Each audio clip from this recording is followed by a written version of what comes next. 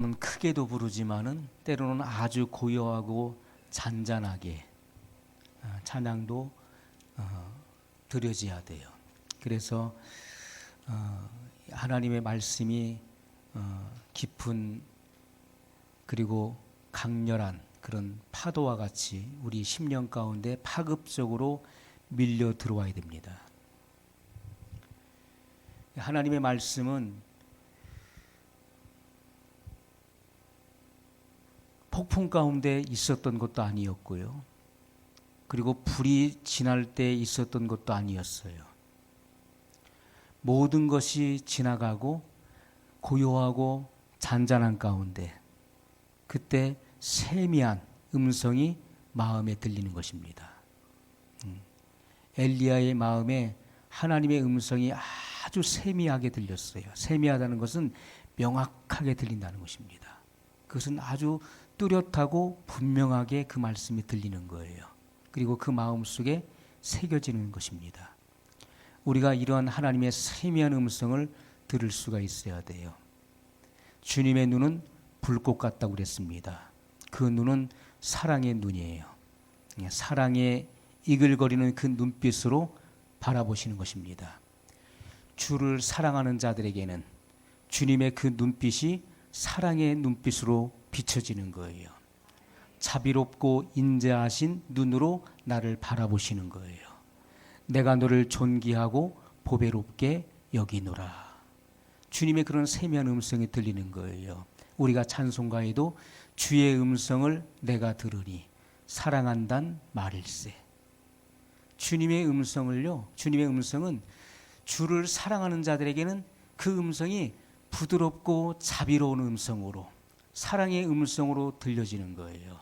그러나 이 땅에 살아가는 동안에 주님을 거스리고 진리를 대적한 자들에게는 주님께서 그 목을 밟으실 것입니다. 그리고 주님은 그들을 바라보실 때 그들의 눈에 비춰지는 주님의 눈은 저주의 눈빛이에요. 왜냐하면 주님을 대적하고 거스린 이들에게는 주님의 눈빛이 증오의 눈빛으로 비춰지는 거예요. 우리가 사람이 잘못하면요, 경찰관이 멀리서 오면은 나도 모르게 피하게 돼 있는 거예요. 내가 잡힐까 봐.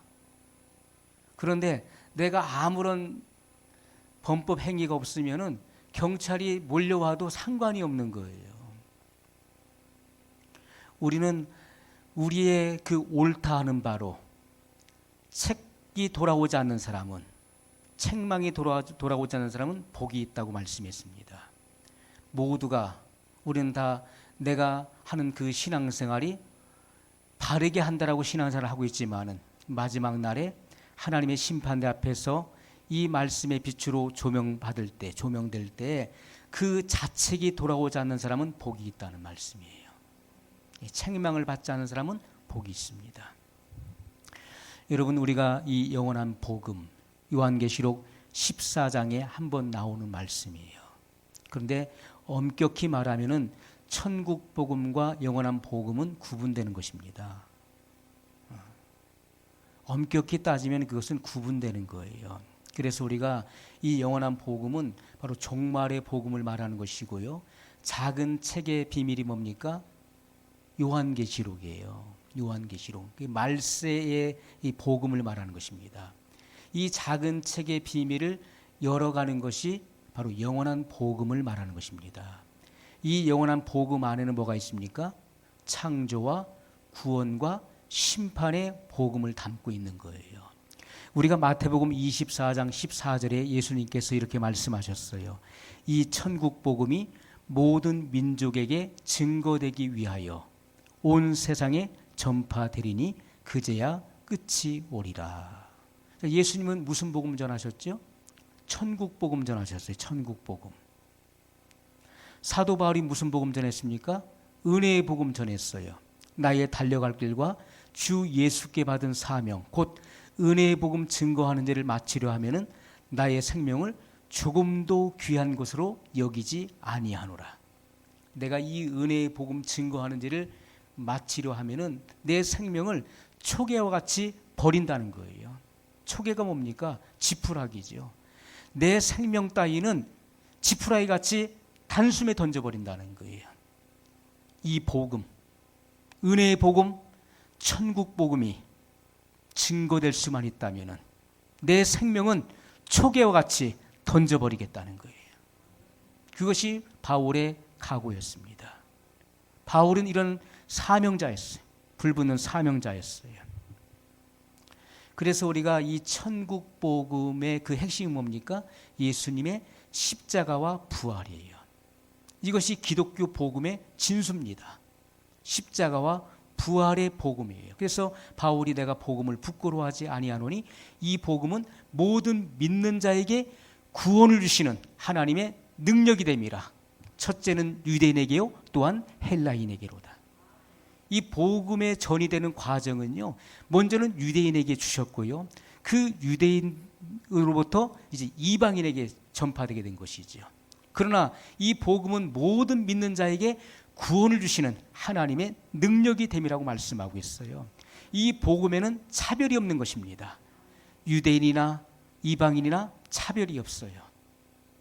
그래서 우리는 진정한 유대인이 진정한 유대인이 누굽니까? 이 복음을 받아들이는 사람이 진정한 유대인이에요. 영적 이스라엘인 것입니다.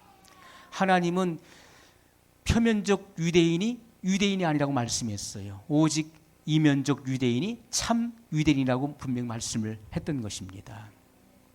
그래서 이 천국 복음이라고 하는 것은요, 바로 은혜의 시대에 증거되는 복음이에요. 은혜의 시대. 그래서 이 복음을 믿는 자가 구원을 받는 거예요. 복음을 믿는 자는 구원을 얻게 되는 것입니다. 그래서 이 은혜의 시대에 이 천국 복음이 증거돼야 되는 거예요. 그래야 끝이 오는 것입니다. 그러나 이 영원한 복음은 무엇입니까? 이 영원한 복음은 이 심판기에 증거되는 복음이에요. 마지막 때 심판기에 증거되는 복음이 영원한 복음이라는 것이죠.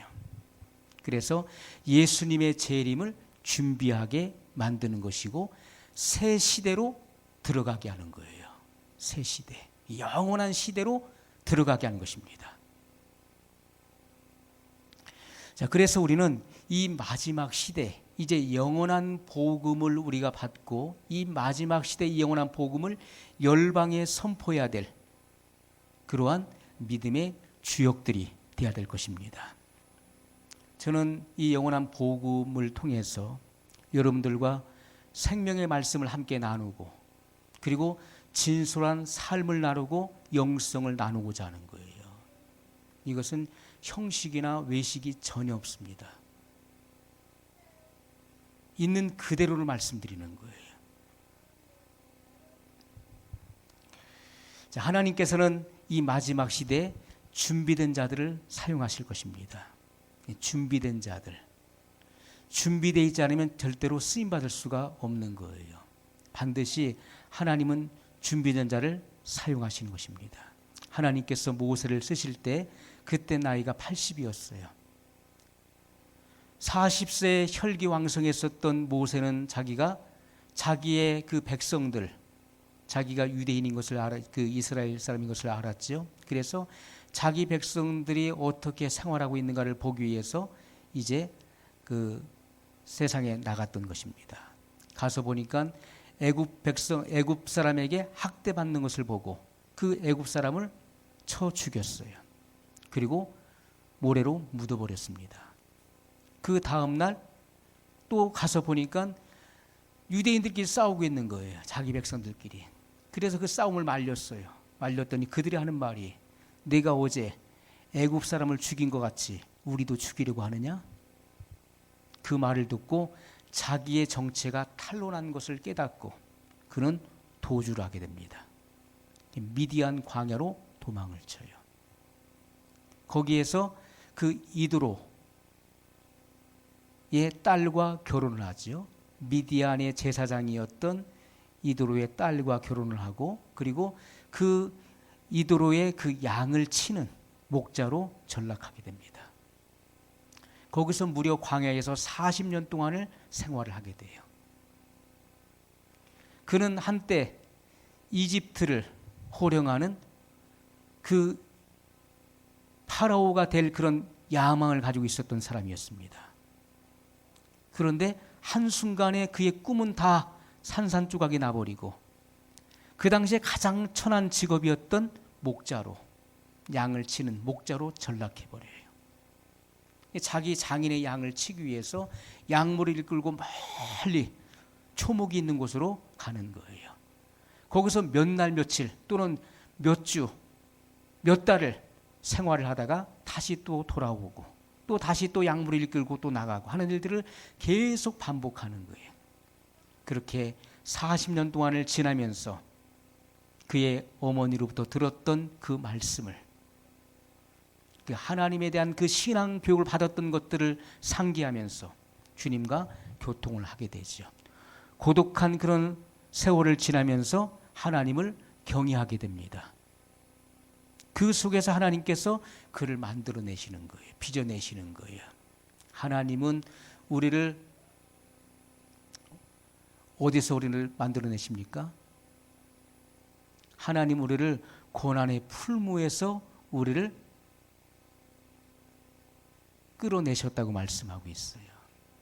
고난의 풀무를, 그 연단을 거치게 하시는 것입니다.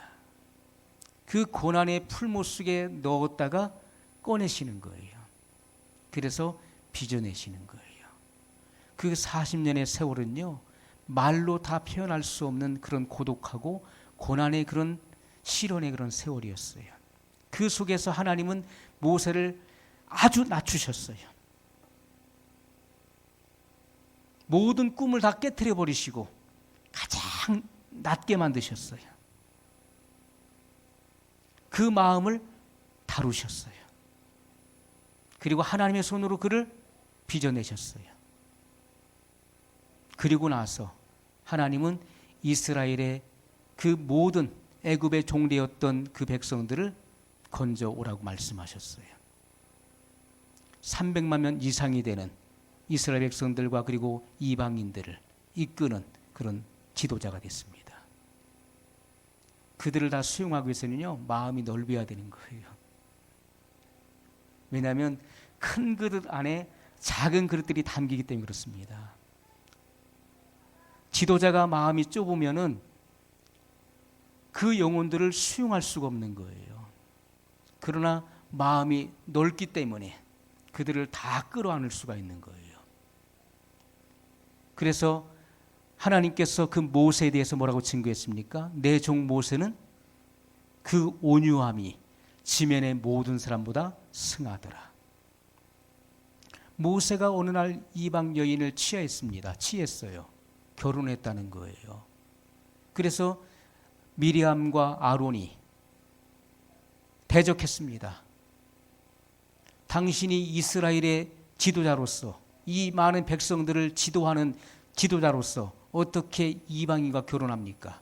율법을 어겼소 하면서 모세를 대적할 때 하나님께서 그 세 사람을 다 성막 앞으로 나오라고 했어요. 그리고 미리암에게는 즉시로 문둥병이 발했습니다.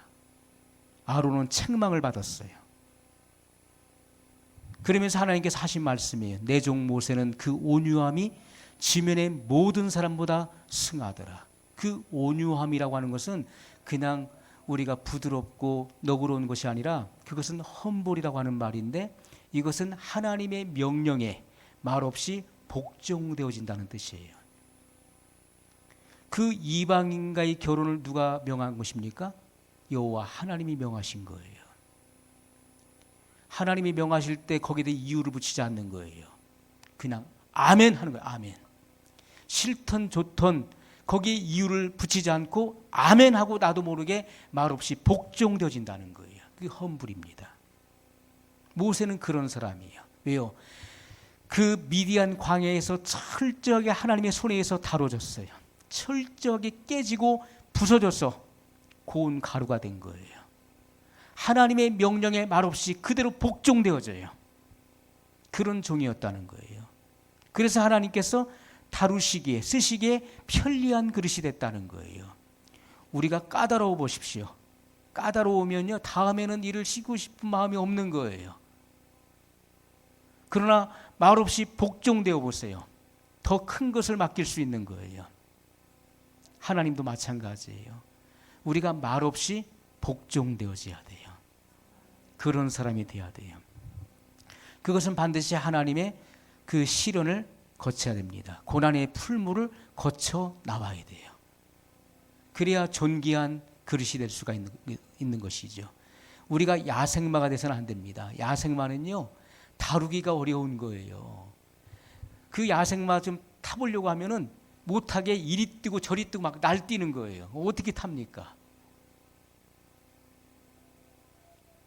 야생마는 자기가 아무리 달리기를 잘해도 그 야생마는 준마가 될 수 없어요. 전쟁에 출전할 수 있는 말이 될 수 없다는 거예요. 아무리 기량이 좋고 제일 빠르면 뭐 할 겁니까? 아무리 기량이 좋고 빨라도요, 불화살이 빗발치는 그런 전쟁터에 나가면 그런 길들여지지 않은, 다름을 받지 않은 그런 야생마는요, 겁이 나가지고 당장에 꽁무니를 빼는 거예요. 도망을 쳐버려요. 주인을 집어 던져버리고 도망을 친다고요. 자기 살겠다고. 그러니까 준마는 어떻습니까? 훈련받았어요. 다뤄졌어요. 그래서 용감해요. 그래서 불화살이 쏟아지는 그런 적진 속에도 주인이 가라고 명령하면은 그 빗발치는 그 불화살 사이를 뚫고 지나가는 거예요. 달리는 것입니다. 전혀 두려움이 그 속에는 없는 거예요. 주인의 명령에 죽고 사는 거예요. 그것이 준마예요. 우리는 준마가 돼야 돼요. 하나님의 손에 잘 다뤄진, 주님에 의해서 통치되어지는 그런 준마가 돼야 된다는 거예요. 하나님은 준비된 사람을 쓰십니다. 하나님은 하나님의 때에 부르시는 거예요. 부르시는데 제가 이제 문제를 드리는 거예요. 문제를. 자, 이 세상에서 하나님께서 어떤 사람을 쓰실까요? 우리가 비근한 예로요. 우리가 그 주의 종들이 되는 사람이 있잖아요. 근데 주의 종이 되는 방법이 여러 가지예요. 첫 번째, 내가 하고 싶어서 되는 사람이 있어요. 그것은 직업적인 목회자예요. 왜냐하면 보니까 목회를 크게 하는 목회자도 보니까 야, 이거 뭐 괜찮다.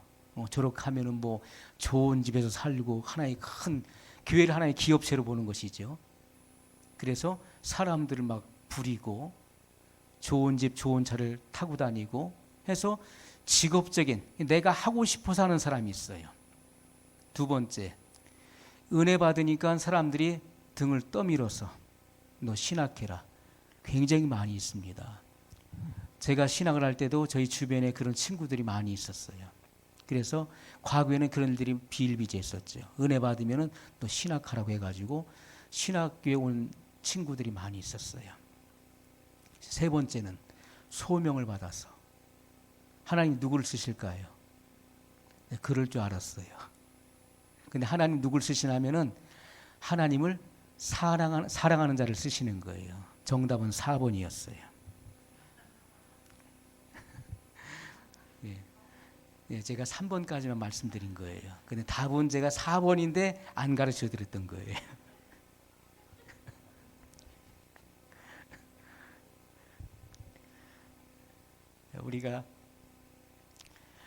우리가 하나님이 부르신 자들을 쓰시죠. 그런데 그 부르심보다도 더 위에 있는 것은요, 내가 주님을 사랑하느냐는 거예요.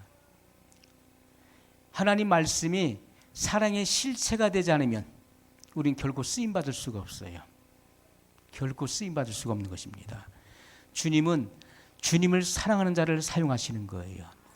예수님께서 부활하신 후에 세 번째 디베라 바닷가에 자기를 나타내셨습니다. 그때가 언제냐면은 시몬 베드로가 예수님의 부활을 2번 목격하고서도 그가 뭐라고 합니까? 나는 물고기 잡으러 가겠다. 옛날 직업으로 돌아가겠다는 거죠. 그러니까 6 제자들이 나도 따라가겠다 해서 그들이 같이 갈릴리 바다, 다른 말로 디베라 바닷가에 갔어요. 가서 그날 옛날 그 추억을 생각하면서 고기 잡았던 것을 생각하면서 열심히 그물을 던졌어요. 고기가 있을 만한 곳을 아니까요. 과거에 그 전력이 어부 출신들이잖아요. 그물을 던졌는데 고기를 한 마리도 잡을 수가 없는 거예요. 새벽이 되었어요. 이제 지쳤어요. 저 해변가에서 사람의 소리가 들립니다. 얘들아, 거기 고기가 있느냐? 없습니다 하고 소리 질렀어요. 그랬더니 배 오른편에 그물을 던지라 그런 거예요. 그물을 던졌더니 그 애운 것이 힘이 많아서 그물을 들 수가 없는 거예요. 그때 요한이 예수님의 음성을 깨닫고 예수님이시다라고 했을 때 사도 베드로가 어떻게 합니까? 겉옷을 벗고 있다가 겉옷을 입고 배에서 뛰어내려서 헤엄을 쳐서 약 150m 되는 그 거리를 헤엄을 쳐서 먼저 해변에 오고, 그리고 다른 제자들은 배를 타고서 오는 거예요. 예수님께서 이미 그들을 위해서 모닥불을 피워놓으시고 그리고 조반을 준비해 놓으셨어요. 생선도 구워 놓으셨어요.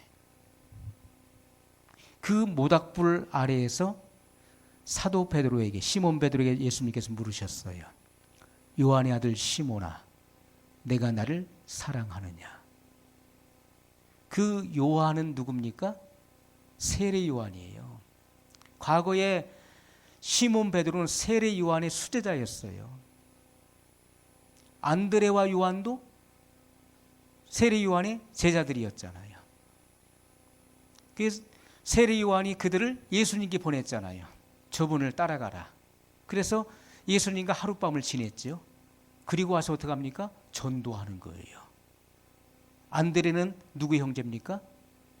시몬 베드로의 형제죠. 동생이잖아요. 그러니까 자기 형을 전도하는 거예요. 와보라. 내가 그리스도를 만났다. 그렇게 해서 예수님과 만나지게 되는 것이죠. 그래서 시몬 베드로는 세례 요한의 수제자였어요. 영적인 아들과 같은 존재였어요. 그래서 요한의 아들 시몬아, 내가 나를 사랑하느냐라고 물으셨어요. 하필이면 그 모닥불 아래서 3번을 물으시는 거예요. 왜요?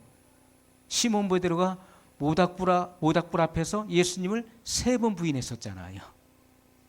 그런데 그 모닥불 앞에서 예수님은 3번 물으시는 거예요. 그런데 그 원문에 보면 그 3번이 각각 다 다른 질문이었어요. 첫 번째, 요한의 아들 시몬아, 내가 이것들보다 나를 더 사랑하느냐라는 질문이었어요. 이것들이 뭡니까? 물고기, 그물, 배. 이런 물질적인 것들보다 나를 더 사랑하느냐. 주여 그러하오이다. 내가 주님을 사랑하는 줄을 주께서 아시나이다. 두 번째, 예수님께서 또 말씀하셨어요. 요한의 아들 시몬아, 내가 이 사람들보다 나를 더 사랑하느냐. 이 사람들이 누굽니까? 여기 있는 동료들, 친구들, 너의 친척, 너의 가족들보다도 나를 더 사랑하느냐 물으셨어요. 주여 그러하오이다. 내가 주님을 사랑하는 줄을 주께서 아시나이다. 세 번째, 예수님이 묻습니다. 요한의 아들 시몬아, 내가 너 자신보다도 나를 더 사랑하느냐? 너 자신의 생명보다도 나를 더 사랑하느냐고 물으셨어요. 시몬 베드로는 심히 고민합니다. 그리고 예수님께 고백했어요. 그러하오이다.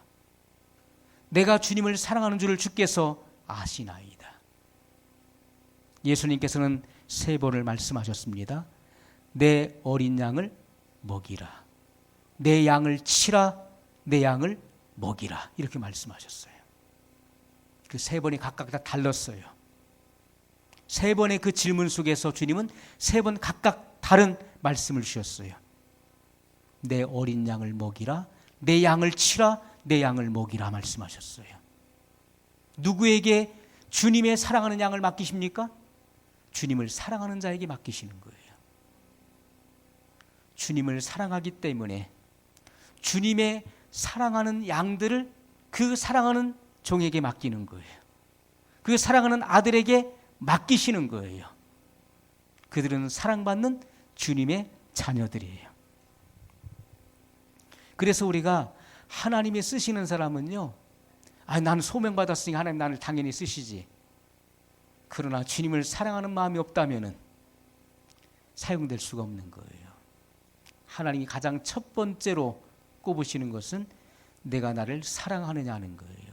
내 마음을 다하고 뜻을 다하고 성품을 다하고 목숨을 다하여 주 너의 하나님을 사랑하느냐는 거예요. 이 성품은 우리의 옛사람의 본성, 성경에서 나오는 그런 성품을 말하는 것이 아닙니다. 그런 성품은 쓸모가 없는 거예요. 변화된 새 사람의 성품을 말하는 거예요. 그래서 여러분 성령이 임하시게 되면은, 성령이 우리의 몸을 성전 삼아 우리 안에 내주하시게 되면은 우리의 몸은 성령이 거하시기 때문에 거룩한 성전이 되는 것이죠. 거룩한 성전이 된 사람은 어떻습니까? 거룩하게 되는 거예요. 그래서 그들 속에서는 성령의 9가지 열매가 맺어지는 거예요. 의의 열매가 충만하게 나오는 것입니다. 그 속에서 사랑으로 그들은 결속되어지는 것이고, 그리고 사랑으로 하나님의 모든 말씀을 완성하는 자들이 되는 것입니다. 그래서 그들은 바로 하나님 나라의 주역들이에요. 하나님은 그런 사람들을 이 땅에서 만들기를 원하시는 것이죠. 그래서 하나님을 사랑하는 자들을 하나님께서 사용하시는 것이고, 하나님의 경륜 안에 있는 이 구속사의 완성은 어떻게 이루어집니까? 우리를 흑암의 권세에서 건져내사 그의 사랑의 아들의 나라로 옮기시는 거예요. 그래서 하나님의 그 경륜 안에 있는 이 구속사의 그 비밀한 계시는요, 바로 그의 사랑의 아들의 나라를 완성하는 것입니다. 그의 아들의 나라에 누가 들어갑니까? 그 아들에게 입맞추는 자, 그 아들을 사랑하는 자가 그 나라에 들어가게 되는 거예요. 사랑하지 않는 사람은 들어갈 수가 없는 거예요. 거룩하지 않은 사람은 그 나라에 들어갈 수가 없는 거예요. 속된 것은 들어갈 수가 없어요. 거짓말하는 자는 들어갈 수가 없어요. 살인자는 들어갈 수가 없습니다. 그래서 우리가 사랑으로 모든 율법의 말씀을 완성된 자가 그 거룩한 나라에 들어가서 예수 그리스도와 더불어서 세세 무궁토록 통치하게 되는 것입니다. 그들이 바로 하나님의 자녀들이고 그들이 바로 하나님의 후사들인 것입니다. 성경은 우리에게 분명히 그것을 계시하고 있는 것이죠. 여러분, 우리가 요나서를 보게 되면요, 요나서를 열면 무슨 말씀이 나옵니까? 여호와의 말씀이 아미떼의 아들 요나에게 임하시니라. 그 아미떼의 아들이었던 요나에게 여호와의 말씀이 임했다는 거예요. 말씀이 임하는 거예요. 말씀이 임하는데 뭐라고 하냐면은, 너는 저 큰 성읍 니느웨에 가서 그들에게 쳐서 외치라.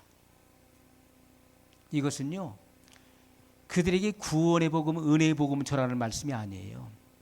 그들에게 이 심판을 경고하라는 것입니다. 너희의 죄악이 하나님 앞에 상달하였으므로. 니느웨의 죄악은 어떻습니까? 그들은요, 그 당시에 천하를 지배하고 있었던 나라가 아수르였어요. 그 아수르의 수도가 니느웨예요. 니느웨 성. 그런데 특별히 그 아수르 그 군사들, 특별히 그 니느웨에 있는 사람들은요, 그 군사들과 백성들은 얼마나 잔혹했던지 노예들을 아주 자기들 마음대로 그렇게 잔혹하게 죽였어요. 노예 그 전쟁에서 죽이고 또 사로잡은 사람들을 아주 잔혹하게 죽였어요. 그들의 그 죄악의 실상이 하나님 앞에 상달했어요. 그래서 그 위험수위가 차니까 하나님께서는 더 이상 그 죄악을 묵고할 수가 없는 거예요. 그래서 그들의 죄악이 하나님 앞에 상달하였으므로 하나님은 그 니느웨 성을 심판하시겠다는 거예요. 그래서 그 요나에게 너는 가서 니느웨에 가서 하나님의 심판을 외치라. 너희의 죄악에 상달하였으므로 너희를 심판하신다. 그걸 외치라고 그랬어요. 그런데 요나가 가길 꺼려해요. 왜 그렇습니까? 그 당시에 아수르가 세계를 지배하기 때문에 이스라엘의 적국이에요. 이스라엘을 괴롭히기 때문에 만에 하나 그곳에 가서 심판을 쳐서 외쳤는데, 그럴 리는 없지만은 만에 하나라는 게 있잖아요. 만분의 1은 확률이 아주 작은 것이지만은 그러나 만에 하나가 있는 거예요. 그 요나가 만에 하나, 하나님께서 내가 이 심판을 저들에게 전했는데 저들이 만에 하나 자기들의 잘못을 깨닫고 회개라도 하는 날에는 하나님은 자비로우시고 인자로우시고 그리고 긍휼이 풍성한 분이시기 때문에 저들의 죄악을 용서하실 것을 알았던 거예요. 그래서 저들이 멸망당하지 않으면 안 되는 거예요. 그래서 어떡합니까? 하나님께서 명령하신 니느웨하고 정반대 방향인 다시스로 도망을 가기 위해서 요바로 내려갔어요. 요바는 그 당시에 큰 항구였어요. 배가 뜨는 장소예요. 요바로 딱 내려갔더니 거기 뭐가 있습니까? 마침 다시스로 가려고 하는 배가 과동하고 있는 거예요. 시동을 걸어놓고 준비하고 있는 거예요. 이야, 이게 웬일이야? 응? 때가 딱 맞잖아. 시기적으로 얼마나 딱 맞습니까? 그래서 야, 이건 하나님의 뜻이다. 그 착각을 하고서 선가를 주고 백삭스를 주고서 배에 올랐어요. 그리고 어떻게 합니까? 배 가장 밑창에 내려가요. 그리고 거기서 깊은 잠에 빠져요. 그런데 그 배가 이제 지중해 한가운데 가는데 점점 물살이 거슬리는 물살이. 하나님께서 이 요나 때문에 그 요나를 다시 그 니느웨로 돌려보내기 위해서 추격해 가시는 거예요. 하나님이 쫓아가시는 거예요. 물살이 거스리니 나중에는 지중해 한가운데서 막 폭풍이 대작하니까 거기 배에 탄 사람들, 선장과 선원들이 막 멀미를 하고 고통을 겪고 더 이상 안 되겠는 거예요. 막 짐들을 다 바다에 버리고 배를 가볍게 하려고 해도 안 되는 거예요. 각각 자기들의 신의 이름을 불러가면서 기도를 드려도 안 되는 거예요. 도대체 이 원인이 누구로부터 왔냐는 거예요. 제비를 뽑자. 그래서 사람들이 다 소집하라 했는데 명단을 보니까 한 사람이 빠져 있는 거예요. 보니까 한 사람이 안 보이는 거예요. 가서 보니까 배 가장 밑장에서 아무것도 모르고 그냥 깊은 잠에 빠져 있는 거예요. 이것이 바로 거짓 평안의 잠이에요. 잠도요, 거짓 평안의 잠이 있는 거예요. 아이, 나 몰라. 나 평안해. 난 기뻐. 거짓 평안의 잠을 자고 있는 거예요. 선장이 그를 쳐서 깨웁니다. 자는 자여 어찌 미뇨. 하나님의 선지자가, 말씀을 증거할 선지자가 이방인에게 책망을 받아요. 자는 자여 어찌 미뇨. 지금 이 무슨 일이 일어났는지 넌 모르느냐. 당장 올라와라. 그래서 누구로 인해서 이러한 풍랑이 왔는지, 우리가 죽게 됐는지 제비를 뽑자. 제비를 이름을 써서 넣어서 딱 뽑았는데 보니까 요나가 당첨된 거예요. 그래서 너의 소속이 어디냐? 너 뭐하는 사람이야? 네 소속을 밝혀라. 어찌하여 이런 일이 너로 인해서 발생한 것이냐? 그때 요나가 그 소속을 밝히죠. 나는 하늘과 땅과 천지를 창조하신, 이 만물을 창조하신 여호와 하나님을 믿고 증거하는 선지자다. 내가 여호와의 말씀을 불순종함으로 이러한 일이 일어난 것이다. 그래? 그러면 우리가 어찌하여야, 어떻게 하면 이 풍랑이 그치겠느냐? 나를 들어 바다에 던지라. 그러면 이 풍랑이 즉시로 잔잔해지리라 그랬어요.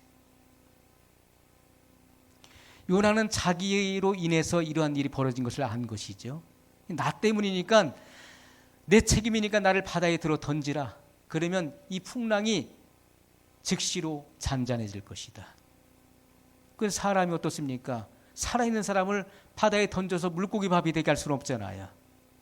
이 선장과 거기 있는 선원들이 어떻게 해서든지 그 사람을 한번 살려보려고 노를 젓고 있는 힘을 다하지만은 풍랑이 더 거세지는 거예요. 도저히 안 되는, 도저히 안 되는, 다 죽게 생겼다. 그래서 어쩔 수 없이 요나를 들어서 바다에 던졌어요. 던졌더니 어떻게 됐습니까?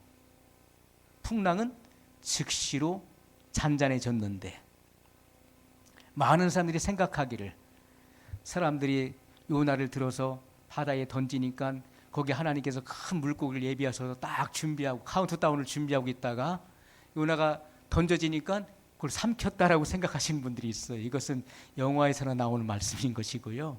그렇지가 않지요. 성경을 읽어보면은 요나가 어떻게 합니까? 바다 깊은 바다 속에 들어가요. 들어가죠. 그래서 바다풀이 그를 에워쌌어요. 요나서를 읽어보세요. 바다풀이 나를 에워싸요. 에워싸니까 거기에 막혀서 올라가고 싶어도 올라갈 수가 없는 거예요. 그런 가운데 이제 하나님께서 큰 물고기를 예비하셨고 요나를 삼키게 하죠. 그리고 요나는 그 물고기 이 창자 속에 그 윗속에 들어가게 됩니다. 거기서 원래는 죽어야 되는데 거기 산소가 없잖아요. 그리고 물고기가 그 큰 물고기가 바다 깊은 곳까지 가면서 어떻게 하겠습니까? 막 소화불량에 걸려가지고 이리 뛰고 저리 뛰고 막 날뛰는 거예요. 막 그렇게 3일 동안을 그렇게 한 거예요. 그러니까 요나는 완전히 초조금이 된 거예요.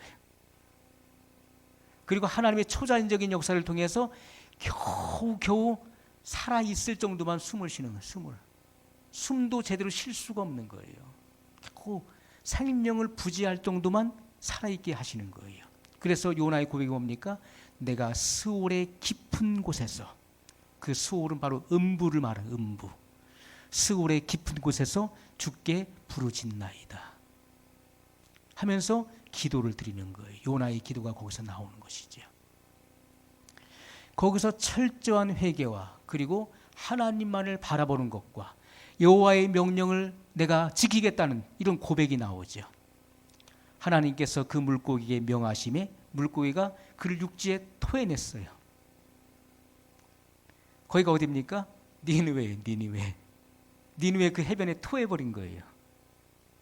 그래서 요나는 어쩔 수 없이 그 사흘 길을 다니면서 그들에게 심판을 외칩니다. 회개하러 외친 게 아니에요. 너희의 죄악이 관영함으로 하나님께서 이 세상을, 이 니느웨 성을 심판하시리라 그 외친 겁니다. 그것도 사흘 길을, 원래는요 더 많이 구석구석을 다녀야 되는데 대충 휙 도는 거예요.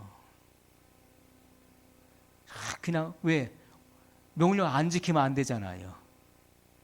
그래서 3일 동안 돌아가지고서 산에 올라가서 그 성이 어떻게 되는가 보고 있는 거예요. 이렇게 멸망하기를 바라봤던 것이죠. 멸망하기를 기대했어요. 그런데 그 태양빛이 그 태양빛이 내려지니까 머리가 혼곤하죠. 거기에는 40도 이상이에요. 막 40 몇 도 막 올라가잖아요. 그래서 30분 이상을 걷지를 못해요. 쓰러져 버려요. 그래서 그 태양빛이 내려찌니까 그가 혼곤해가지고 정신이 없는 거예요. 그런데 하나님께서 박농쿨을 자라게 하시는 거예요. 그래서 그늘을 쫙 만들어주니까 그가 시원하니까 거기에는요 그 지역에서는 어떻습니까? 그 지역은 이렇게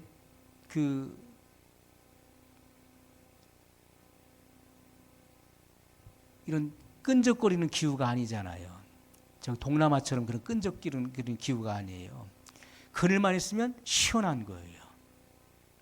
그래서 박농쿨이 자라서 딱 가려주니까 너무 좋은 거예요.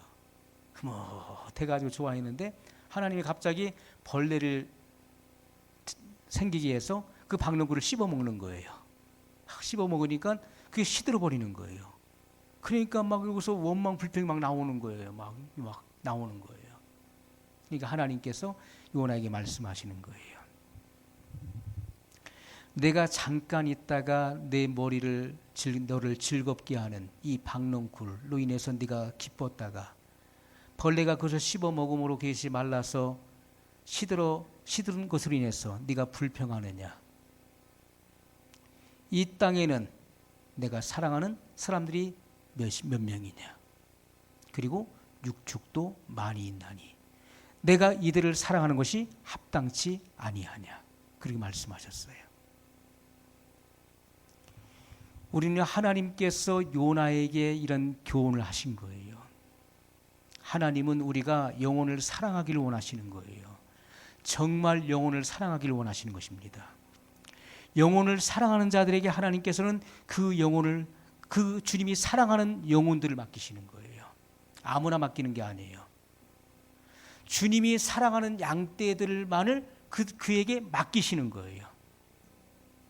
주님만을 사랑하는 자에게 주님의 사랑하는 양떼를 그에게 맡겨요.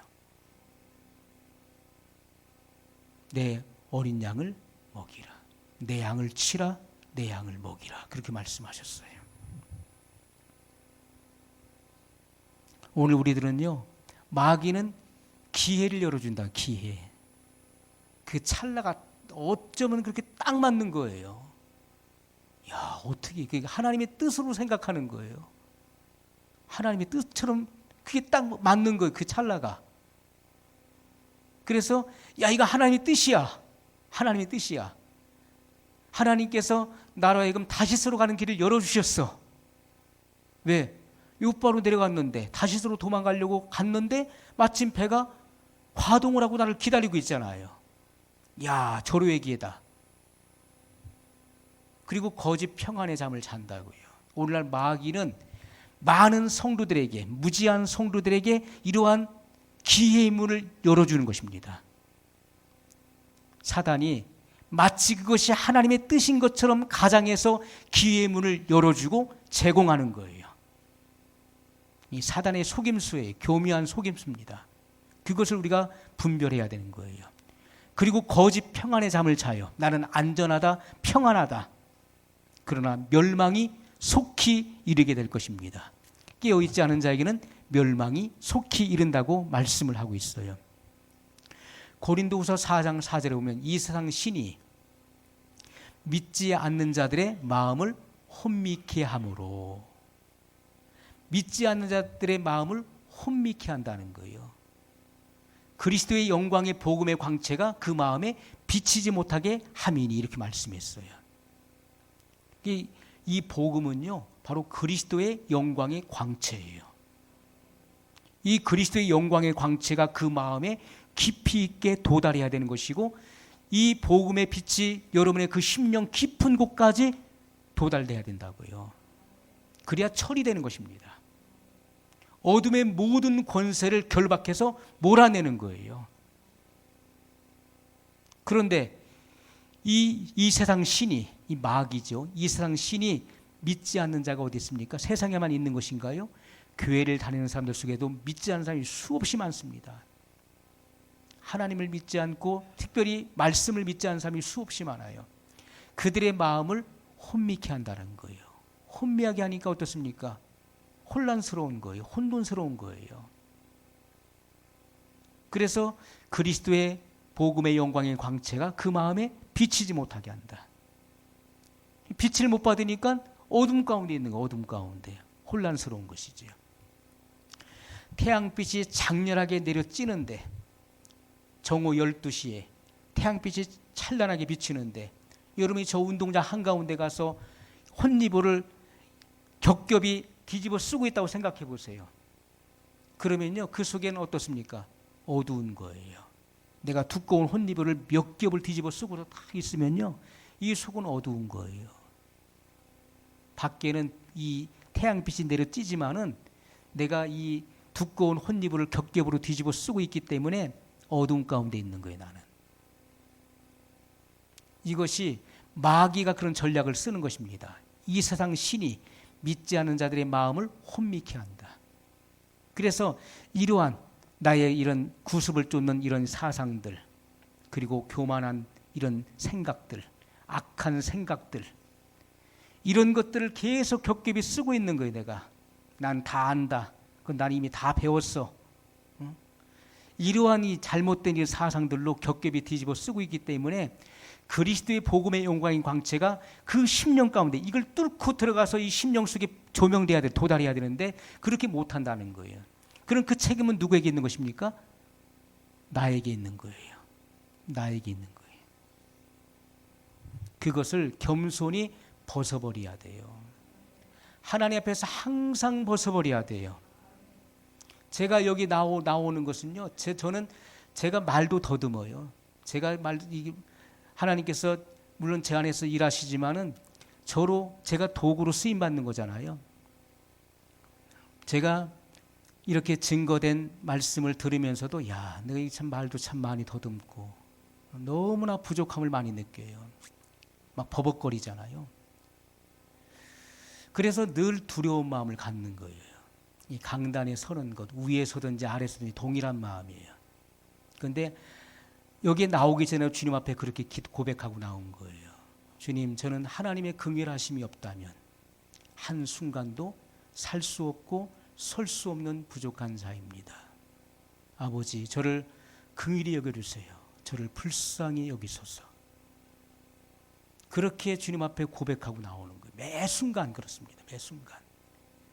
그리고 주님 앞에 엎드려 있는 거예요. 무릎 꿇고 이마를 땅에 대고서 엎드려 있는 거예요. 이렇게 엎드려서 하나님의 긍휼하심을 기다리는 거예요. 제가 주님 앞에 있나이다. 주님의 긍휼과 주님의 자비와 인자를 기다립니다. 하고 엎드려 있는 거예요. 그거 외에는 없어요. 아무것도 없습니다. 단지 하나님의 처분을 기다릴 뿐이에요.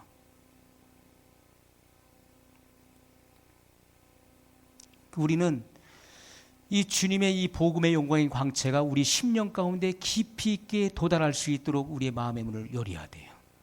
그리고 그 말씀을 받아들여야 되는 것입니다. 자, 바울이 갈라디아서 1장 7절로 8절에 보면요. 다른 복음은 없나니 다만 어떤 사람들이 너희를 요란케 하여 그리스도의 복음을 변하려 함이라. 그러나 우리나 혹 하늘로부터 온 천사라도 우리가 너희에게 전한 복음 외에 다른 복음을 전하면 저주를 받을지어다. 이렇게 증거했어요. 자, 다른 복음은 없나니 복음은 한 가지여야 되는 것입니다. 다만 어떤 사람들이 너희를 요란케 하여, 요란케 한다는 것이 뭡니까? 올바른 구원의 그 도리를 혼란시킨다는 거예요. 혼돈스럽게 만든다는 거예요. 그래서 결국은 그 구원의 길에서 떨어져 나가도록 만드는 거예요. 그리스도의 복음을 변하려 함이라, 변개시킨다는 것이죠. 이 복음의 진리를 변개시킨다는 거예요. 그러나 우리가 혹 하늘로부터 온 천사라도 우리가 너에게 전한 복음 외에 다른 복음을 전하면 저주를 받을지어다. 왜냐하면 복음은 영혼의 구원과 관련이 있는 것이기 때문에 그 영혼들을 미혹해 해서 구원에서 떨어져 나가게 만든다면은 그가 혹 하늘로부터 내려온 천사라 할지라도 저주를 받을지어다라고 말했어요. 왜요? 그 영혼을 영원한 침륜에 빠지게 하고 그리고 영원히 나올 수 없는 지옥불에 들어가게 만드는 것이기 때문에 그는 저주를 받을지어다라고 선포했던 것입니다. 이것은 굉장히 중요한 거예요. 사탄의 일꾼들도 어떻게 옵니까? 천사의 너울을 쓰고 나타나는 거예요. 천사의 너울을 쓴다. 우리가 너울이 뭔지 아시죠? 옛날에 그런 양반집 그런 귀수들이 어떻게 합니까? 어디 그 외출을 나갈 때요. 너울을 쓰잖아요. 햇빛을 가리기 위해서 이렇게 검은 천 같은 걸 뒤집어 쓴다고요. 그래서 그 얼굴이 누군지 잘 몰라봐요. 자, 마귀는 어떻습니까? 마귀는요, 이 천사의 너울을 쓰고 나타나는 거예요. 그래서 사단이 광명한 천사로 자기를 가장하는 것입니다. 너울을 쓰고 나타나요. 그리고 양을 쓴 모습으로 나타나서 양 같은 행동을 하는 것입니다. 그래서 구분하기가 어려운 거예요. 그래서 우리는 성경에서 말씀하시기를 그들의 열매로 그들을 알지니라고 말씀했던 것입니다. 열매를 보면 알 수가 있는 거예요. 우리가 장차 온 천하를 꿰일 적그리스도가 등장하게 될 것입니다. 안티크라이스트가 나와요. 그리고 거짓 선지자가 나옵니다. 우리가 하나님도 삼위일체로 일하시죠. 성부와 성자와 성령으로 일하시죠. 사단도 어떻습니까? 짐승, 그리고 적그리스도, 그리고 거짓 선지자로 역사하고 일을 하는 것이 삼위일체로 일을 하는 것입니다.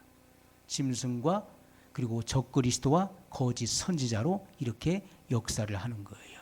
그런데 장차 세계를 오도할 인물이 등장을 하게 됩니다. 그런데 그가 어떻게 나옵니까? 그의 모습은요, 새끼 양같이 두 뿔을 가지고 있어요. 그래서 겉으로 봤을 때는 새끼 양이에요. 두 뿔을 가지고 있는 새끼 양처럼, 어린 양처럼 나오는데, 그런데 그 입에서 뭐가 나옵니까? 용의 말이 나온다는 거예요. 그 입에서는 용의 말이 나온다. 이것은요, 엄청난 말을 한다는 거예요. 엄청난 말. 이 말은요, 겉으로 보기에는 좋은 말 같지만 그것은 그 영혼을 영원히 파괴시키고 파멸시키는 그 말이 나온다는 것입니다. 이것이 마지막 시대에 세계를 오도할 그런 인물이 등장하는 거예요. 그게 바로 적그리스도 그리고 거짓 선지자가 그렇게 역사를 한다는 것입니다. 자, 우리가 어제도 우리가 말씀을 나누었습니다. 출애굽기 9장 16절에 보면 하나님께서 바로를 세우셨어요. 내가 너를 세웠음은 나의 능력을 내게 보이고 내 이름이 온 천하에 전파되게 하려 하였음이니라.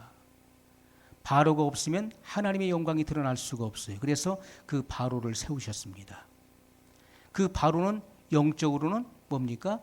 마귀를 말하는 것이죠. 그 마귀를 통해서 하나님의 그 지극히 위대하심과 그분의 광대하심과 그분의 전능성을 온 천하에 증거하게 하셨던 것입니다. 자, 창세기 15장 말씀을 한번 찾아보겠습니다. 창세기 15장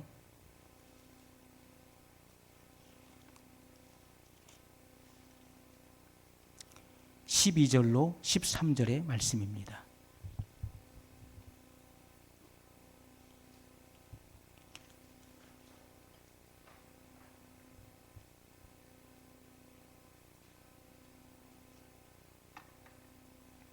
찾으신 분은 같이 읽겠습니다. 해질 때 아브라함이 깊이 잠든 중에 캄캄함이 임함으로 심히 두려워하더니 여호와께서 아브라함에게 이르시되 너는 정령이 알라. 내 자손이 이방에 객이 되어 그들을 섬기겠고 그들은 400년 동안 내 자손을 괴롭게 하리니. 아멘. 자, 하나님께서 아브라함과 횃불 언약을 세우실 때 하신 말씀이에요. 하나님께서 뭐라고 하십니까? 너는 정령이 알라. 내 자손이 이방에 객이 되어 그들을 섬기겠고 그들은 400년 동안 내 자손을 괴롭게 하리니. 자, 누구 때 여기 애굽에 내려가게 되죠? 야곱 때에 내려가게 되죠. 야곱이 자기 집안 식구들을 이끌고 약 70명이 그 애굽 땅에 내려가서 400년을 지나면서 그들의 인구가 약 300만에 가까운 인구로 번성을 하게 됩니다. 대인구로 번성하게 돼요. 그들은 고센 땅에서 그곳에서 자라게 되었었죠. 그래서 하나님의 때가 되었을 때 하나님은 모세를 태어나게 하시고 그 모세를 훈련시켜서 그 모세를 애굽 땅으로 보내게 됩니다. 그 애굽 땅에서 쫓겨나온 그 모세를 다시 애굽 땅으로 보내는 거예요. 그 애굽을 잘 알고 있는 사람이 누굽니까? 모세예요. 여러분, 가나안 땅을 정탐했었던 사람 중에 누가 있습니까? 여호수아, 갈렙이 있죠. 그들은 40일 동안의 가나안 땅을 두루 정탐했던 정탐꾼들 중에 두 사람이었어요. 그들은 열 정탐꾼의 그 보고와는 전혀 다른 보고를 했어요. 그들은 우리의 밥이라. 가서 차지하자라고 선포했어요. 자, 하나님께서는 그들을 통해서 여호수아 갈렙을 통해서 제2세대들을 이끌고 요단강을 건너서 여리고성을 함락시키고 그 땅을 차지하게 하는 거예요. 왜요? 그 땅의 모든 지리를 누가 합니까? 여호수아 갈렙이 하는 거예요. 그 땅을 이미 다 탐지했기 때문에 그들의 인도를 받도록 하는 것입니다. 여기 이집트에 대해서 누가 잘합니까? 모세가 잘하는 거예요. 거기서 자랐잖아요. 40년 동안 애굽의 모든 무예와 학문을 익힌 사람이에요. 그래서 그 모세를 훈련시키시고 다루셔서 꺾으신 이후에 그 땅으로 다시 보내시는 거예요. 너는 가라. 가서 거기 400년 동안 객이되어 노예되어 있었던 내 백성들을 구해내라 그랬어요. 하나님의 소명이 임했어요. 모세는 거부했지만은 하나님께서는 그를 보내셨어요. 그리고 거기서 뭘 행합니까? 여호와의 10가지 재앙을 그들 가운데 내리게 하는 거예요. 10가지 재앙을 내리죠. 그것은 하나님의 말씀의 능력이에요. 하나님께서 내가 10가지의 재앙을 그에게 내리기 전에는 그가 결코 내 백성을 놔주지 않을 것이다. 그것을 행하라고 하셨어요. 그래서 모세가 그곳에 가서 여호와의 말씀에 의지하여 그 10가지 재앙을 내렸던 것입니다. 그것은 하나님의 말씀의 능력이었어요. 그제서야 그들을 놓아줬어요. 그리고 어떻게 했습니까? 그들은 깊음의 홍해 바다를 가르고 나왔어요. 그리고 광야에 나와서 7일이 지났을 때 그들이 애굽에서 가지고 나왔던 모든 식량이 다 떨어졌어요. 식물이 떨어졌죠. 그래서 하나님께 하나님께서 그들에게 말씀하셨어요. 내가 내일 새벽이 되면은 너희에게 하늘로부터 양식을 내려줄 것이다. 그것이 너희 먹을 양식이 될 것이다. 만나를 거의 39년 동안 40여 년 동안을 내려주셨어요. 고기가 먹고 싶다고 했을 때는 메추라기를 보내서 진 사면에 깔리게 했어요. 1m 이상 쌓이게 했어요. 그래서 그것을 가지고 요리를 해서 먹었어요. 구워서 먹었어요. 그리고 그들이 목이 말라 헤맬 때 하나님께서는 광야에 반석을 치게 했어요. 모세가 가지고 있는 그 지팡이를 가지고 반석을 쳤을 때 반석이 쪼개지면서 그 반석 밑에 있는 그 샘의 근원이 터져서 시내를 흐르게 했습니다. 그들이 먹고 마시고 동물들이 마셨어요. 하나님께서는 불, 구름 기둥으로 그들을 인도했습니다. 이것은요, 우리는 낮에는 구름 기둥, 밤에는 불 기둥 하니까 그러면 낮에는 구름 기둥이 딱 나타났다가 밤에는 또 구름 기둥은 없어지고 낮에 태양이 나타나고 그리고 밤에 달이 나타나는 것처럼 그렇게 했나 보다 하는데 그게 아니죠. 이것은 구름 기둥, 불 기둥이에요. 그런데 그것이 하는 역할이 있는 것이죠. 자, 구름 기둥이에요. 기둥은 어떻습니까? 긴 것이잖아요. 그죠? 길게 올라가서 이렇게 그들이 있는 곳을 이렇게 그늘지게 들이우는 거예요. 이렇게 길게 올라가서 들이우는 거예요. 그래서 그들이 이 혼곤한 그 태양으로부터 보호를 받는 거예요. 그 구름 기둥 안에 뭐가 있습니까? 불 기둥이 있는 거예요. 구름 기둥 안에 불이 들어있는 불 기둥이 있는 거예요. 밤에는 그 기둥으로 인도하는데 불이 있으면 사나운 짐승들이 해하지 못하는 거예요. 그리고 광야에는 뭐가 많습니까? 불뱀이 많은 곳이 광야예요. 불뱀들이. 그런데 불뱀들이 나와서 물질 못하잖아요. 불 기둥으로 그들을 보호하시기 때문에. 그러나 민수에게 보면 그들이 하나님 앞에 원망할 때 불뱀들을 나오게 해서 물게 하시죠. 그렇게 하나님께서 불 구름 기둥으로 그들을 인도하죠. 그래서 밤에는 춥잖아요. 그래서 그 불 기둥이 그들을 보호하시는 거예요. 훈훈하게 보호하시는 것이죠. 그렇게 그들을 인도해 나가셨던 거예요. 그들은 눈만 뜨면은 하나님의 기적을 목도했어요. 그렇게 이스라엘 백성들처럼 그렇게 하나님의 보호를 받은 사람들이 세상 이 지구상에 누가 있습니까? 아무도 없어요. 그런 기사와 능력을 매일같이 눈만 뜨면은 보았던 자들이 세상에 어디 있습니까? 그들은 시내산 빽빽한 구름 가운데서 흑암이 그들을 두르고 그 산에 그 먹구름이 드리웠죠. 그리고 거기서 뇌성과 번개가 나오고 거기서 화염이 나옵니다. 그 속에서 여호와의 말씀이 나왔어요. 얼마나 두려운 광경이에요. 그들이 시내산 밑에 진을 치고 있는데 다 나오라고 하니까 장막 밖에 다 나와서 있는데 거기에 그 먹구름이 캄캄한 구름이 그 시내산을 덮으면서 거기서 불이 번쩍번쩍 하는 거예요. 막 천둥 번개 내성이 치면서 불이 화염이 확 막 나오면서 거기서 여호와의 음성이 들려오니까 그들이요 막 후두루루 떠는 거예요. 다리가 막 후두루루 떨면서 모세에게 뭐라 합니까? 모세요. 우리는 여호와의 말씀을 더 듣다가는 우리 심장이 녹아 우리 죽게 생겼습니다. 그러니 여호와께서 우리에게 더 말씀하시다가 우리가 다 죽게 생겼으니까 당신이 여호와의 말씀을 받아서 우리에게 전해 주십시오. 그렇게 됐던 거예요. 하나님께서 그 불 가운데 그 화염 가운데서 말씀하셨는데 무슨 말씀하십니까? 십계명을 말씀하신 거예요. 첫째는, 둘째는, 제3은 하면서 이렇게 말씀하신 거예요. 그리고 나서 모세를 시내산으로 오르게 하시고 두 돌판에 그 십계명을 새겨서 주신 것입니다. 그 성경이 나오는 거예요.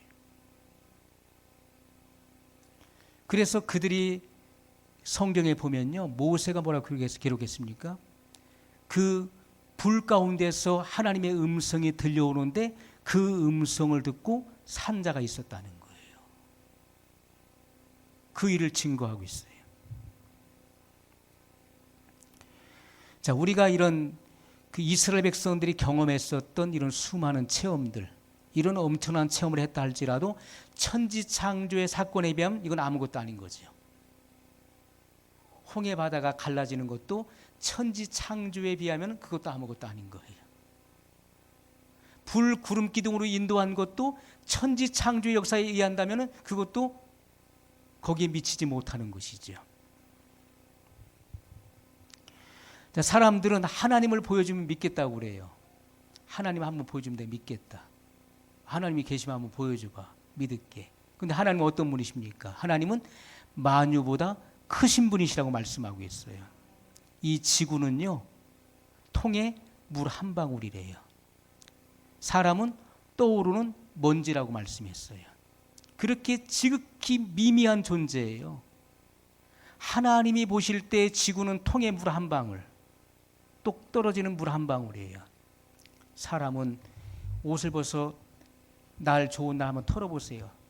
수를 헤아릴 수 없는 먼지가 얼마나 많이 날립니까? 우리 인생은 그런 떠오르는 먼지에 불과한 거예요. 하나님은 이 삼라만상을 그 말씀으로 창조하셨어요. 하나님은 모든 만유를 창조하시고 만유 안에 계셔서 만유를 통치하시는 분이시라고 말씀했어요. 하나님은 만유보다 크신 분이시라고 말씀했어요. 그런데 하나님을 보여줘봐. 내 믿을게. 하나님을 보고는 살 자가 없다고 말씀하셨는데 하나님을 보여달라는 거예요. 그것이 어리석은 거예요. 사람들은 이 바가지보다도 작은 머리를 가지고 하나님이 있다 없다 평가해요. 내가 하나님의 존재를 부인한다고 해서 하나님이 안 계신 것이 아니에요. 소경이 태양을 부정한다고 해서 태양이 없는 것이 아닌 것입니다. 손바닥으로 태양을 가린다고 해서 태양이 없는 게 아닌 거예요. 하나님은 여전히 존재하시는 분이십니다. 그리고 반드시 우리가 죽은 후에는 심판이 있다는 것을 성경은 분명히 우리에게 증거하고 있다는 것이죠. 그래서 우리가 이 하나님이 어떤 존재인 것을 우리가 알아야 돼요. 하나님의 존재를 알라는 것입니다. 예수님께서 성육신하셔서 공생애 동안에 보여주신 많은 기사와 이적과 능력들이 있습니다. 그런데 그러한 능력들도 천지 창조에 비한다면 그것도 작은 능력이에요. 출애굽 전에 나타났던 10가지 재앙, 눈에 보이는 그런 재앙들에 비한다면은 예수님 당시 일어났었던 그런 많은 기적들도 작은 것처럼 느껴집니다. 자, 그런데 중요한 것은요, 우리의 생각에는 예수님은 하나님의 본체예요. 빌립보서 2장 6절 이하에 보면 그는 근본 하나님의 본체시나 하나님 자신이시라는 거예요. 그런데 하나님의 본체이신 그분이 사람의 몸을 입고 이 땅에 오셨으면은 엄청난 일들이 일어나야 되잖아요. 천지 창조와 같은 그런 막 역사들이 일어나야 당연한 거 아니겠습니까? 자, 그런데 이런 말씀의 역사는요, 어디까지나 하나님의 계획에 의해서, 하나님의 뜻에 의해서만 그것이 이루어진다는 거예요. 인간의 요구에 의해서 그런 능력들이 행해지는 것이 아니라는 것을 성경은 말씀을 하고 있어요. 자, 그런데 예수님께서 이 땅에 오셔서 이룬 사건이 뭡니까? 그분이 몸 버리시고 피 흘리셔서 인류 대속을 이루셨다는 거예요. 예수님께서 행하신 가장 위대한 사역은요, 그의 몸을 희생하여서 그의 몸을 내어주심으로 피를 흘려서 인류의 구속을 이루셨다는 거예요. 그것은 하나님의 나라의 진정한 아들들, 하나님 나라의 그 자녀들을 얻으시기 위한 것이라고 성경은 분명히 우리에게 말씀해 주고 있습니다. 이것은 구원하시기에 합당한 능력을 행하셨던 거예요. 이것은요, 천지창조의 능력보다도 더 위대한 사랑의 능력이에요. 이거보다 더 위대한 능력은 없습니다. 그래서 주님께서는 이 십자가로 대속을 이루시고 그 믿는 자 안에 그 아들의 영을 보내심으로 그들 안에 오셔서 그들을 통치하신다는 거예요. 그래서 우리가 고린도전서 5장 17절에 그런 누구든지 그리스도 안에 있으면 새로운 피조물이라. 이전 것은 지나갔으니 보라 새 것이 되었도다라고 선포했었던 것입니다. 가장 위대한 것은 무엇입니까? 가장 위대한 능력은요, 사랑의 능력이에요. 천지창조는 뭘로 이뤘습니까? 말씀의 능력으로 이뤘어요. 말씀의 선포로 있으라 할 때 말씀 한마디로 그것이 이루어진 거예요. 그런데 사람은 어떻습니까? 사람은 하나님 말씀하신다고 해서 사람이 고분고분 다 순종하나요? 안 되는 거예요. 광야의 이스라엘 백성들을 한번 보세요. 그들에게 하나님의 지엄한 율법이 주어졌어요. 그 율법대로 살라. 이 율법을 지키지 않으면 내가 죽는다. 그러나 그들은 죽었어요. 그 율법을 지키지 못했습니다. 사람은 왜냐하면 이 주관적인 인격의 개체로 지음을 받았잖아요. 그래서 이 주관적인 인격체이기 때문에 내 마음에 안 들면 내가 안 하면 그만인 거예요. 아무리 하나님 말씀 여기서 설교하면 뭐 할 겁니까? 설교를 아무리 해도 내가 끄덕끄덕 하고서도 돌아서서 안 하면은 불순종하면은 그만인 거예요. 이 말씀은 내게 하나도 성취될 수가 없는 거예요. 왜 그렇습니까? 인간은 바로 인격의 개체라는 거예요. 주관적 인격의 개체로 지음을 받았기 때문에 이 말씀을 듣고도 내가 따르지 않는 거예요. 광야 이스라엘 백성들이 그렇게 많은 기사와 이적을 보고서도 결국은 왜 죽었습니까? 그들이 심판받아 엎드려서 가나안 땅에 들어가지 못한 것은 하나님의 그 약속을 믿지 못했기 때문이라고 말씀하고 있어요. 그들은 서너 가지 죄로 인해서 그들은 다 엎드려졌어요. 불평, 불만을 일삼았죠. 그리고 하나님의 약속을 믿지 못했어요. 그래서 우리가 기적을 본다고 해서 믿음이 생기는 것이 아니라는 거예요. 여러분들이 지금 입신해서 천국 갔다 오면 하나님 믿을 것 같습니까? 믿음이 막 크게 성장할 것 같나요? 그때뿐인 거예요. 또 여전히 또 세상 살면서 걱정, 근심, 염려 속에 빠져 사는 거예요. 체험이 여러분들에게 믿음을 주는 것이 아닙니다.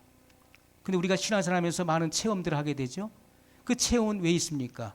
우리로 하여금 하나님의 말씀의 세계로 들어가게 하기 위한 정지 작업이라는 거예요. 이게 체험들을 주시는 거예요. 결국은 우리를 말씀의 세계 속으로 들어가기 위한 그 과정인 것입니다. 우리의 믿음이 성장할 수 있는 것은 하나님 말씀이 내 안에 실체가 되어야 되는 거예요. 말씀이 내 안에 들어와서 그것이 성육신 될 때, 그때 비로소 견고해지고 흔들리지 않는 바른 믿음을 갖게 되는 거예요. 그렇지 않으면 다 쓰러지게 되어 있는 거예요. 그래서 예수님께서 누구든지 나의 이 말을 듣고 행하는 자는 그 집을 반석 위에 세우는 지혜로운 건축자와 같다고 말씀했어요.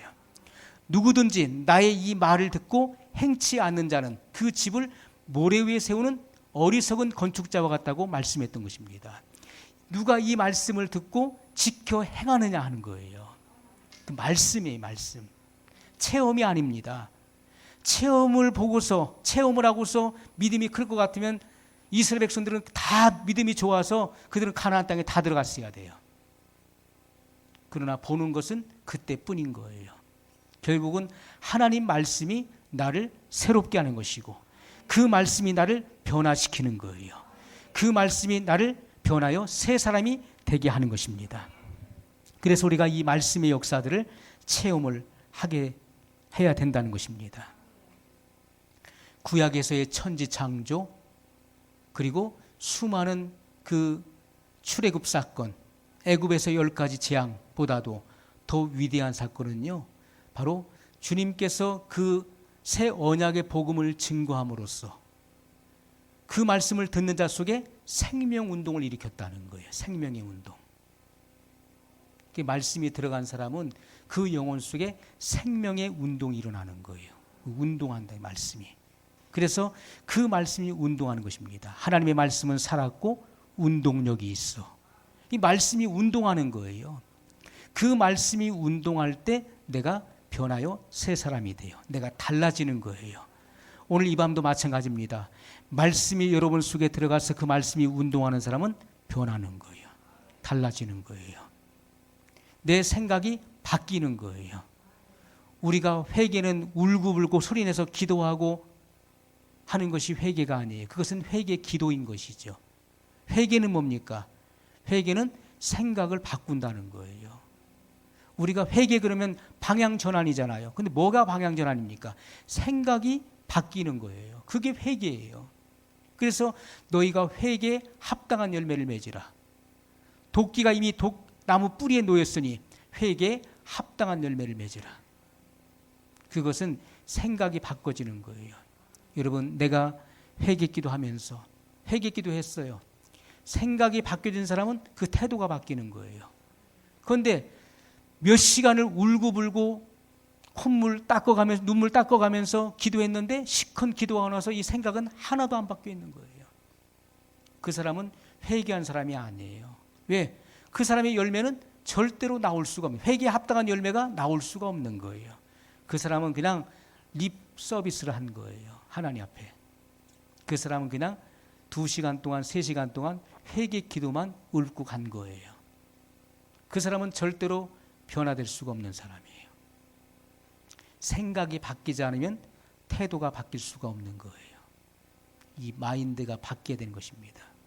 그래야 진정한 회개예요. 그 회개에 합당한 열매가 나와야 되는 거예요. 그들이 하나님의 아들이라는 것입니다. 성경이 우리에게 이 말씀을 정확하게 보여주고 있다는 것이죠. 그래서 구약에 지엄한 율법을 주었어도요, 그 율법의 말씀이 그들의 그 심성을 변화시킬 수가 없었어요. 안 변했잖아요. 그러나 새 언약의 말씀은 성령이 우리 안에 오셔서 이루시는 생명의 성령의 법이기 때문에 주님이 그의 영으로 내 안에 오셔서 그 왕권을 가지고 나를 다스린다는, 통치하신다는 거예요. 그분이 다스릴 때 내 안에 심령의 천국이 임하는 것입니다. 그리고 그 말씀에 말없이 복종되어지는 것이고, 그리고 순종의 열매로 나오게 되는 것이죠. 그래서 하나님의 의가 드러나는 것이고 그 의가 성취되는 것임을 성경이 분명히 증거하고 있습니다. 우리 말씀을 기억하면서 우리 한 목소리로 같이 기도하겠습니다.